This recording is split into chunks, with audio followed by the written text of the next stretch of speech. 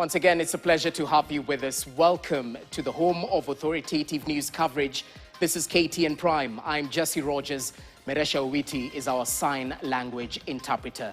Now tonight, embattled ODM Secretary General Edwin Sifuna has received a major reprieve after the political party's disputes tribunal directed that the party should not remove him from the powerful position during its SDC in Nairobi. The tribunal is proposing that the differences within the party can be amicably resolved through an internal dispute resolution mechanism. The tribunal, while dismissing Sifuna's case, invoked its inherent jurisdiction to issue a protective order that effectively freezes his ouster and shielding Sifuna from the immediate formalization of his removal. But as KTN's political affairs reporter Daniel Kariuki details, the tribunal's decision gives the party a green light to continue with the planned special delegates convention tomorrow.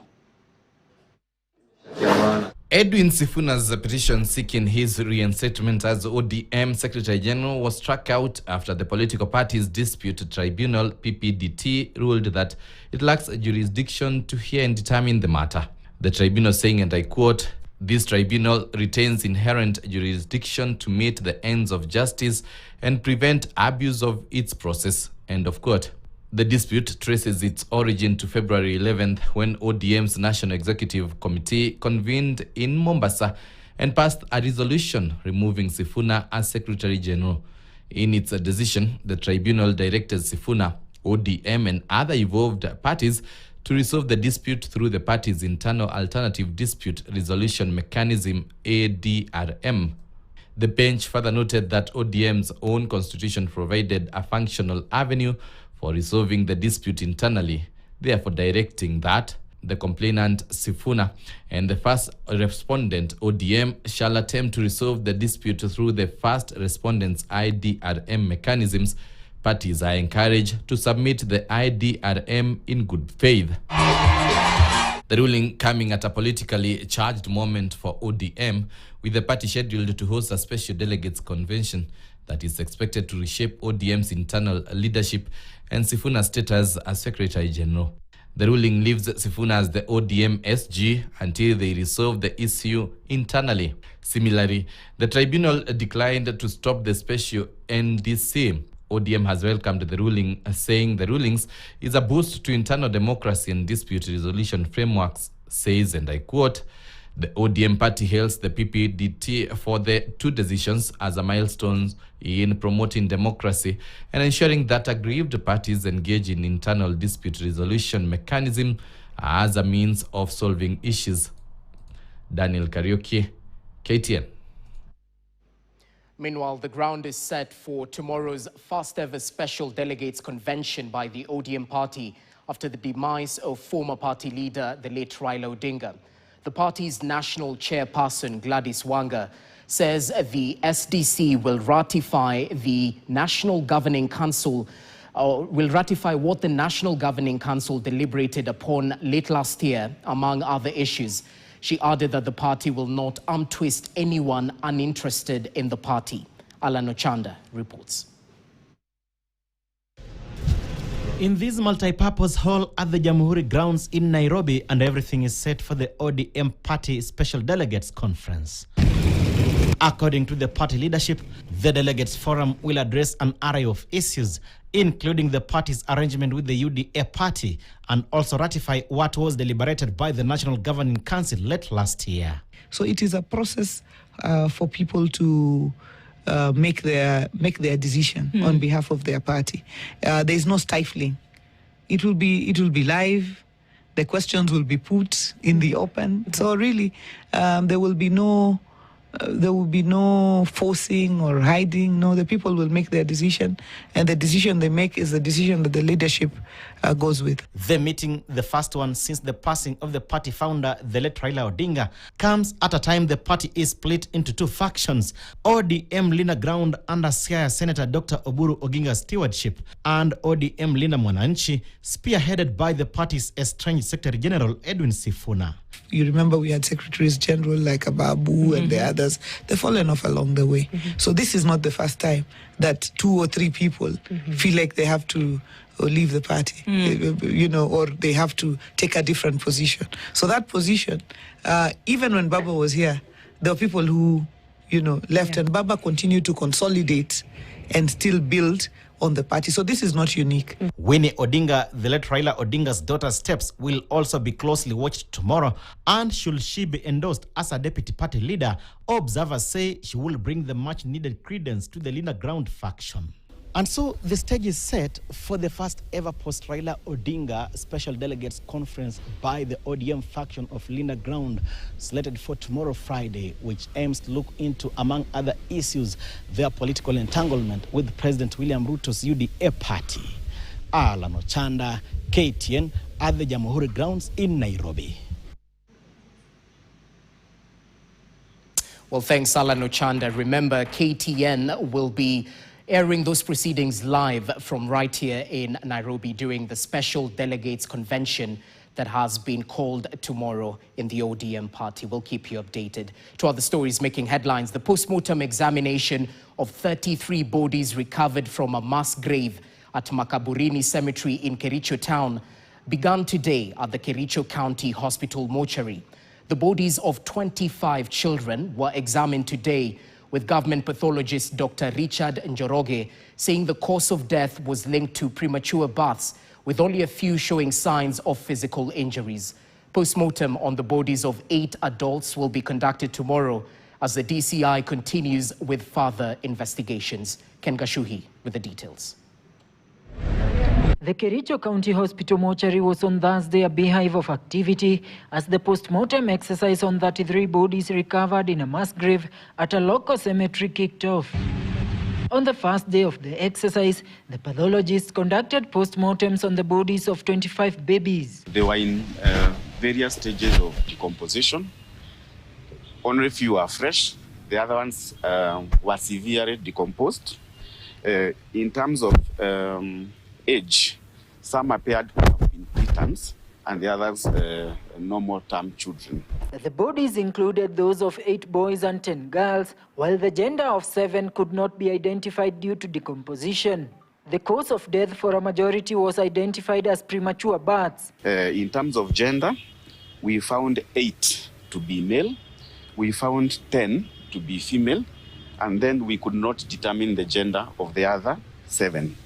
Now, about the causes of death that were apparent, in 2 cases, we could not determine the cause of death. Prematurity as a cause of death, we found in 10, and then some sort of head injury we found in 4. Post-mortem exercise for the bodies of 8 male adults will be conducted on Friday with further analysis required for 6 body parts, including 4 legs and 2 arms. For the first time, Nyamira County, which has been accused of burying the bodies at the cemetery under unclear circumstances. Here is Dr. Naomi Ariaga, the Nyamira County pathologist.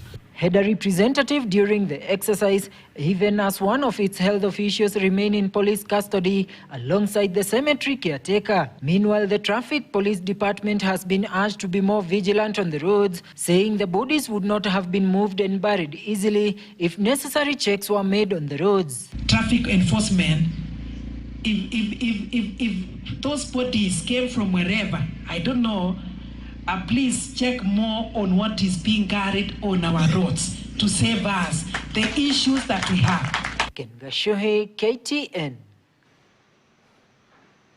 Moving on, and at least 527 unidentified and unclaimed bodies are said to be buried in mass graves in the coming days.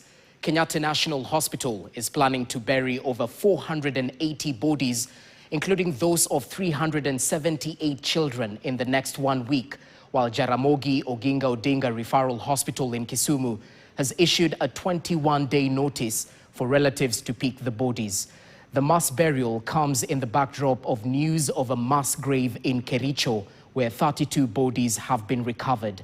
And as Gloria Milimu now reports, the campaign to have the National Coroner's Service Act of 2017 operationalized have intensified amidst the growing number of unclaimed bodies. Listen in. Bodies continue to lie unidentified and unclaimed in public mortuaries across the country, causing a significant crisis in Kenya's farewell homes. Facilities like the Kenyatta National Hospital have reported a backlog of 480 unclaimed bodies, among them being cadavers of over 370 babies. This is the same case with the Jaramogi Oginga Odinga Teaching and Referral Hospital in Kisumu. The farewell home is currently experiencing a systemic squeeze that has been occasioned by the number of bodies that have now outpaced its capacity to operate as required. As at now, we have 47 unclaimed bodies. Both facilities are now seeking to dispose of the bodies in accordance with the Public Health Public Mortuaries Rules of 1991.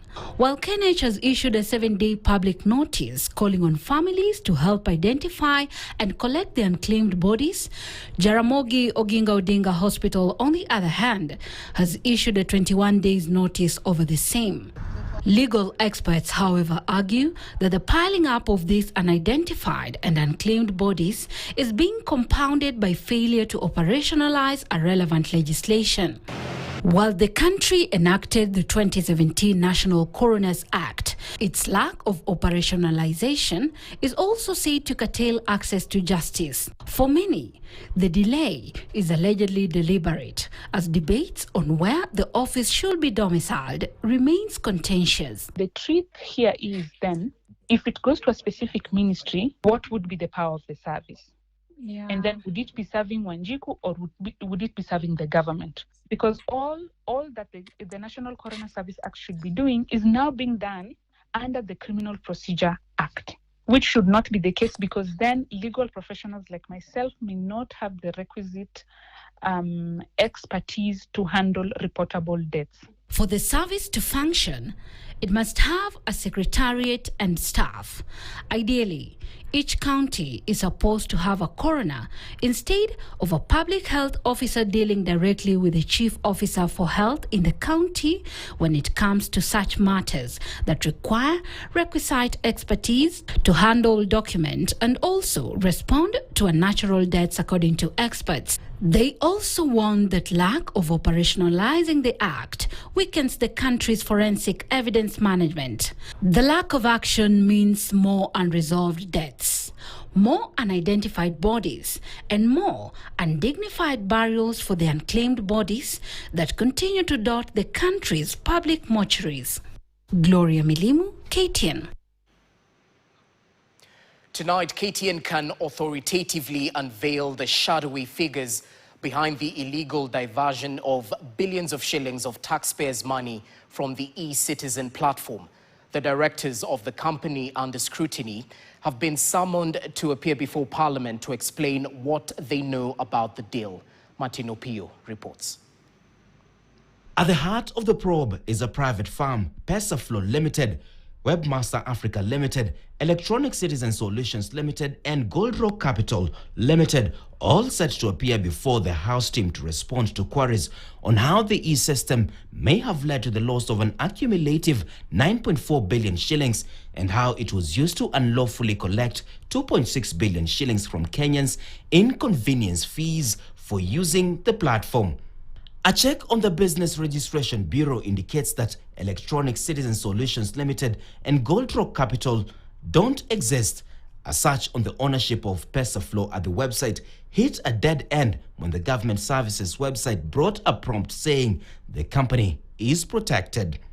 In 2023, the Information Communication and Technology Authority entered into the e-Citizen platform support and maintenance framework and contracted MS Webmasters Kenya Limited in consortium with Pesaflow Limited and Olive Tree Media Limited.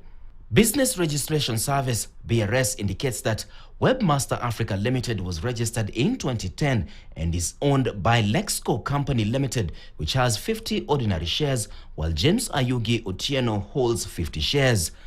Others with 1 share each are Derek Onyango, Thomas Isaac Juma, Robert Obel, Charles Karuri, Kennedy Odwori, Okech Joash, and Samuel Gomba. Abdallah Tohir, James Kierie Gashui, and Sidney Ngonyi Washira are directors, with no shares. The search shows that Olive Tree Media, incorporated in July 2010, has 2 directors, Charles Swambani Sewe and James Kabiru Kihia. The company's physical location is unclear, though it has a Nairobi postal code. However, Sewe's address is listed in Kakamega. A search for the real owners of Lexco at the Register of Companies indicates that the company has 1,000 ordinary shares, split between Abdallah Twahir with 400 shares, Gold Rock Capital Limited with 300, and James Kiaria Gashui 300, while Godwin Wangondu is company secretary and Sydney Washira is a director with no shares. Washira is also a director at Webster's, again with 0 shares.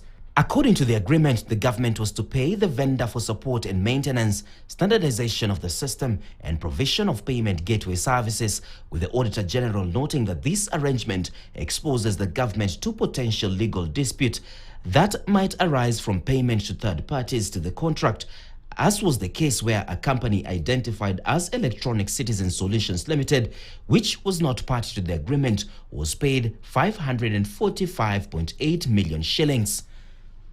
Martin Opio, KTN.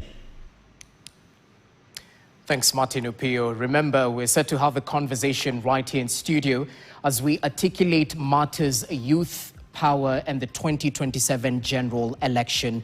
I'm sure you've heard that the youth are not just the future, they are the present, and they're definitely taking it in stride. We've seen that Nico Kadi civic movement, and we'll be asking you on our official social media platforms on X at KTN News KE, at Standard Kenya, J. Uko Kadi. If not, what is stopping you from registering? And we have some of the options right there.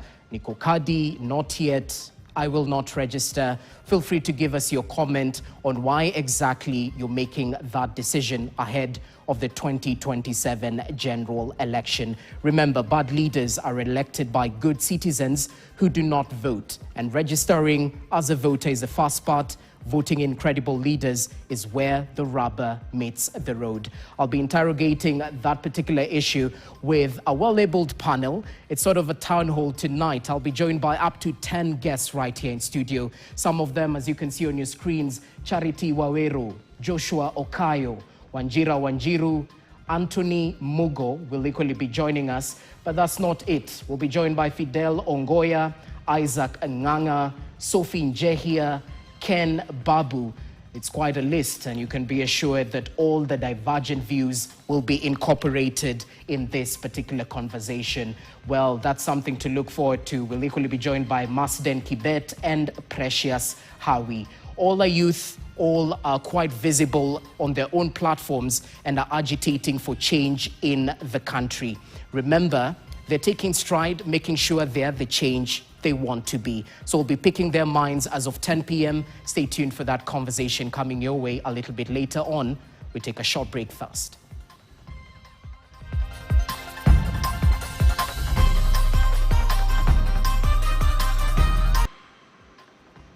Welcome back to KTN Prime. Thank you for staying with us. Let's continue informing you. Now, the Kenya Civil Aviation Authority has admitted major regulatory lapses at Wilson Airport after a plane crash landed on the evening of March 20th, 2026. The light aircraft, operated by Safari Link Aviation, flying from Kisumu to Nairobi, veered off the runway while landing with 39 passengers on board and 5 crew members. Catherine Nemuraget reports. The March 20th incident left 39 passengers, including Senator Geoffrey Osotsi, in panic. Prompting by the incident, a Senate committee led by Eddie Okech visited Wilson Airport to investigate the circumstances surrounding the crash and assess whether the facility meets international safety standards. You must furnish the Senate, this committee, with all budgetary provisions and allocations toward Wilson Airport infrastructure and regular maintenance. We struggled to be told what exactly happened, and no one has told us what exactly happened to date. I am in touch with the victims. Some of them are traumatized and hospitalized because of the trauma they went through. Osotsi raised alarm over ongoing safety shortcomings at the airport, including non-functional surveillance cameras and inadequate runway lighting. KCAA Director General Arao faced tough questions from the committee, even as he revealed that air traffic control systems were fully operational at the time. Arao also dismissed allegations that Wilson Airport is being used to transport contraband goods, as alleged by Senator Osotsi. And the chair, I also want us to investigate these allegations that this airport is used for contraband trade. There are planes which land here late hours. What do they carry? And why are they cleared to land here? You mentioned that there are certain aircraft that operate. Yes, we are aware, but not cargo. Those are usually emergency aircraft for medical evacuations. Arao clarified that Wilson Airport operates strictly between 6:30 a.m. and 10. Arao clarified that Wilson Airport operates strictly between 6:30 a.m. and 10 p.m., noting that any flights outside these hours are typically emergency medical evacuations. Catherine Imoraget, KTN, Nairobi. In related news, the recent aircraft land crash involving Vihiga Senator Godfrey Osotsi has brought to the fore one disturbing issue: the selfish attitude of Kenya's political class. It has emerged that the political class acts on issues that affect them directly, leaving out important issues affecting the larger public. Previously, the sorry state of Wilson Airport was in the news, but nothing was done until when the aircraft carrying Osotsi crash-landed. And this is not an isolated case. Ian Kitani looks at some of these incidents that depict our self-centered politicians. 5 days after a Safari-Link aviation aircraft veered off the runway at Wilson Airport with 39 passengers on board, including Vihiga Senator Godfrey Osotsi, the Senate Transport Committee, chaired by Migori Senator Eddie Okech, today visited the facility. Whether you have got an active file of Wilson with regards to KAA. Despite concerns being raised for months by the media, the committee turned a blind eye on the matter until it was raised by one of their own, Godfrey Osotsi. It is morally corrupt for leaders elected by the people to only respond to society's problems when they are personally affected.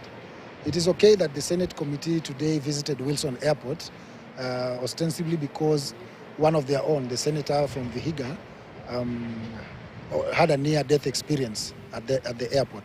But other Kenyans have been using that same airport on a daily basis. I think our members of parliament and other leaders in general must understand that they have a public duty to act as a matter of duty, not as a matter of self-interest. The political elite are on the spot for addressing issues that pinch them directly or indirectly. Jubilee Deputy Party Leader Fred Matiang'i has in the recent past castigated and blamed the government over attacks and use of excessive force on the opposition, and rightfully so. However, in his stint as interior boss, he sang a different tune. Despite the police using excessive force on protesters, Matiang'i dismissed such claims, but with the shoe on the other foot, he appears vocal about it. Huo ndio mchezo wanataka kucheza, tuko tayari hata huo kucheza. Na tutaucheza sawa sawa. Former DP Rigathi Gachagua is cut from the same cloth, currently blaming the government for attacks on the opposition. They are telling us that CS Kipchumba Murkomen and PS Raymond Omolo is putting them under intense pressure to work with goons, to defend goons, and to allow goons to disrupt our meetings. While serving as President Ruto's deputy, he spoke a different language, that of dismissing claims of government-orchestrated attacks on the opposition and protesters. We ask, why the flip-flopping? Representation means you must represent society in your role every day, not just when you are affected. 2, in terms of oversight, public utilities, public resources, and even the public values and morals should not only become something of debate when you are affected. The trend is disturbing, according to governance and development expert Simeon Ogonda. He, however, argues that the political class might finally pay the price. If they keep destroying public trust, will they then be surprised if next year the electorate decides to remove them all from office, or to make sure this one-term thing becomes a reality. Our leaders must be careful that public trust is not broken. Otherwise, they are the ones who will pay the immediate consequence of the fall of public trust. Ian Kitani for Ktn Prime. Moving on, the government is playing down the current fuel shortage, saying it has adequate stock. President William Ruto has expressed hope that the government-to-government deal will cushion the country from extreme shocks caused by the ongoing Middle East war. He warned oil marketers that the government will not entertain any hoarding of fuel to precipitate fuel price hikes. And as Esther Diane now reports, the country has started feeling the impact of the Middle East war. Listen in. 26 days, the ongoing US-Israeli attack on Iran and the subsequent Tehran retaliation has sent shockwaves across the world and has come to percolate at home here in Kenya. Kenya's energy sector is the hardest hit as fears mount over fuel shortage and hoarding that may see an upsurge in prices, further increasing the cost of living. The government is, however, playing down the apparent fuel shortage. We have also been very clear to our oil marketers and those who have storage capabilities that government of Kenya is not going to entertain any artificial shortages that are meant to benefit profiteers. The president says measures have been put in place to forestall serious effects of the conflict in the Gulf, including fuel shortages and commodity supplies. For him, the government-to-government deal will cushion the country. We are going to be very careful, working with all the stakeholders to make sure that every participant works with the conditions of their licensing. Even so, Treasury Cabinet Secretary John Mbadi has warned that the country was not fully prepared for the unfolding global shock. While banking on the oil deal with the Gulf companies, there are fears that the war could cripple fuel distribution. I have tasked the Ministry of Energy to take the lead, to work with all our suppliers, to work with the oil producers that are supplying us, and to find, if necessary, alternative sources that would mitigate any shortages. Appearing before the National Assembly Budget and Appropriations Committee, Mbadi expressed fears that the situation in the Middle East would hurt the country's economic growth. Despite mounting pressure, the government has ruled out the return of fuel subsidies. We have already started seeing possible effects of this war on our energy prices, which will impact on the inflation. Now we have a real war at the Middle East that no one, actually very few people, ever thought would happen. So that is one big risk that we are facing. In just 3 weeks, Kenyan flour exporters have lost an estimated 622 million shillings as a result of air cargo disruptions. The horticultural industry now wants the government to urgently release pending VAT refunds that currently stand at 10 billion shillings. The war in the Middle East hopefully will de-escalate and come to an end as soon as possible, because otherwise it will continue to have negative effects on our economy, the regional economy, and the global economy as well. The Strait of Hormuz, the vital oil transit point, remains effectively closed by Iran, causing global energy price shocks. It has already seen oil prices almost double and trading at $160 per barrel between March 25 and 26th, up from about $91 a barrel on March 4th. Analysts project that this could go even higher, which could deal a major blow for Kenya, which is a net importer of petroleum products, but has also failed to invest in strategic stocks. Esther Diana, KTN, Nairobi. Now, the hearing looking into the tragic death of an inmate, Fatia Hamoud, continued today at Kibra Law Courts. The death of the remand inmate at Langata Women's Prison occurred on March 1st, 2020. Two prison wardens are now accused of playing a role in the death. Our reporter, Agutu Rosa, attended the hearing and filed the following report. A tragic case unfolding before the Kibra Law Courts has brought renewed scrutiny on the treatment of inmates within the Kenya's prison system. At the center of the case is Fatia Hamoud, also known as Wairimo, who was announced dead on arrival at Kenyatta National Hospital from Langata Women's Prison on 1st March 2020. Them to present all officers on duty. According to testimony from investigating officer Helen Kowech, the statements recorded from inmates painted a troubling picture. The deceased was suffering from mental illness and was taken to Langata Women's Prison after assaulting her mother, Mariam Mohammed. A case of assault was reported at Akila Police Station, Faidobi number 6, 1st November 2020, and the complainant being Mariam Mohammed. One witness, who is also an inmate, told investigators that the deceased had informed her she swallowed 10 tablets that she had taken from the prison dispensary without supervision. The drugs were hers and were meant for mental ill health. The witness also alleged that prison wardens physically assaulted the deceased. Two other witnesses corroborated the claims. Now, you've confirmed to the court that two of the witnesses, being Leah and Samantha, confirmed that indeed Fadia had taken some drugs from the dispensary. Yes. Meanwhile, statements from prison officers presented a different picture. According to their testimony, the deceased admitted to taking the drugs when the dispensary was unattended. The officers said they reported the matter to their superior, conducted a search, and later rushed the inmate to Kenyatta National Hospital when her condition worsened. The findings contradicted the officers' version of events and intensified suspicion of assault.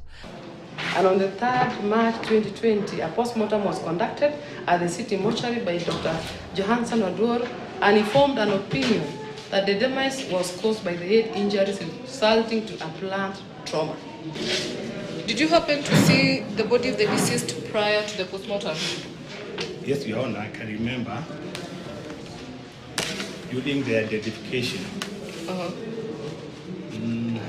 She had that some physical injury on the face. She had injuries on the face. Yeah. I will show you some photographs, and I want you to confirm to us whether you know who this is. Yes, Your Honor. Who is this? Azia. The deceased's family initially opposed the post-mortem due to religious beliefs, but later changed their position after viewing the body at the city mortuary, noting visible injuries and swelling. The case will continue on 25th May this year after magistrate requested the presence of government pathologist Johansson Odwor. Agutu Rosa, KTN. To the fight against graft now, and the Ethics and Anti-Corruption Commission, EACC, has obtained court orders for the restitution of 13 million shillings from a former official of the defunct Nairobi City Council in connection with the 283 million shillings cemetery land scandal. The funds were recovered from Mary Ng'ethe, who served as chairperson of the Technical Evaluation Committee. She received the money as a kickback for her role in facilitating the fraudulent scheme. Justice Benjamin Musyoki of the Anti-Corruption and Economic Crimes Court found that Ng'ethe was central to the transaction and held that she orchestrated and guided the flawed procurement process, and that the money was received for a reward for her involvement.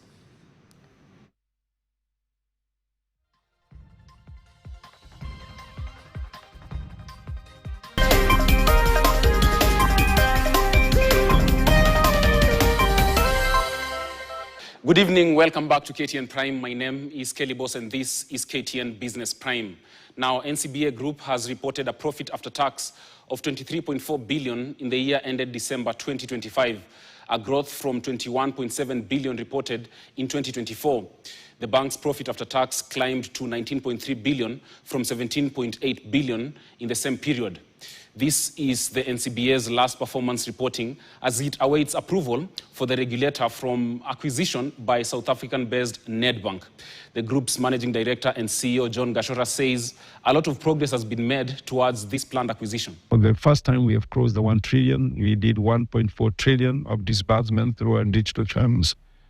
Certainly, what we have done really well over this time is to employ machine learning, to employ artificial intelligence, to do better credit scoring, and that has maintained the default rates of our digital business at an all-time low. So I think the proposed transaction, one, I think is very good for shareholders. The pricing, I think, was right for shareholders. The form of consideration was also right. It diversifies the risk to shareholders. They continue to be invested in the business that they like, so they are not really leaving the business. And number 3 is that they move to a market that offers a lot of liquidity. Our market, good as it is, Nairobi Stock Exchange, and I know it has done very well this year, the liquidity is very thin. Now, the private sector can bridge the funding gaps of 17 United Nations Sustainable Development Goals, according to outgoing UN resident coordinator Stephen Jackson. He says with dwindling donor support to the UN, there is need for the private sector to support funding to achieve the SDGs. But the projects under SDGs should also offer bigger deals preferred by international private investors. Kenya is in the upper rank of countries moving towards the SDGs. I'd probably therefore say a 6, a 7, somewhere like that. For the big international investors, the deal size is still not big enough. We did an event recently, a couple of years ago, where we brought in some investors from Europe and we presented to them profit-making opportunities from Kenyan private sector that would deliver in agribusiness, health was a big sector, green transition, education. The average size of the investment that was being looked for was about $2 to $5 million US. And the investors from Europe said, yeah, it's too small for us. We need 50 to 100 million. So that's part of the challenge, is that we're still too small. We've got to grow a bit more to attract the big inward investment. Now, domestic and care workers, majority of whom are women, remain among the most vulnerable as they continue to face informality, low wages, long working hours, exposure to violence and harassment. Speaking during the final phase of the public participation for the ratification of International Labour Organization, that's the ILO Conventions 189 and 190, stakeholders noted that these workers are often neglected with their rights frequently violated. Anyone ako kazi sahi ameacha domestic work kwa nyumba, ameacha vitu zake za thamana kama millions of money kwa nyumba. And huyo domestic worker ni kama security yake in the first place. Yeye ndio ni kama ana manage everything kwa nyumba yake. Domestic workers who work very hard to help drive our economy. But unfortunately, most of their efforts really just go unnoticed. But now we hope that with the ratification of the conventions, this is going to be a thing of the past. We don't want domestic workers to be harassed at all in any way, to work in a conducive environment here in our country, because it reflects on our dignity as Kenyan citizens, which is key, which is critical, because a number of them also work in the international labor market. Now let's wrap up Business Prime with banks' profit performance in 2025. And while 43% of Kenyan households reported considerable financial stress in 2025, the banking sector appears to be living in a different reality. The final full-year tallies for the country's top lenders has revealed a collective profit pool. Leading the pack in pure growth was CDN Bank, which saw a 503% explosion in earnings, while Equity Group reclaimed its crown with a massive 75.5 billion. Now, despite 13% surge in oil prices and regional instability, the big 9 banks have turned the high interest rate environment into a victory for shareholders. Now, when the central bank keeps rates high to fight inflation, your mortgage, car loan, and business credit becomes more expensive. And the result, the big 9 are essentially collecting a misery tax, because while 43% of households are choosing between school fees and food, the billions in profits howl shows that the cost of your debt is becoming their dividend. Now, CDN Bank's 503% explosion isn't coming from lending the mamambogas or small tech startups. It's lending to the state, because a huge chunk of this growth comes from banks dumping money into government securities, which are treasury bills and bonds. Now, the thing here is banks have found a way to make record money without the risk of lending to struggling Kenyans. They are essentially funding a cash-strapped government at high interest rates, effectively crowding out the private sector. Now, that story right there wraps up Business Prime, but Ktn Prime continues with Jesse Rogers.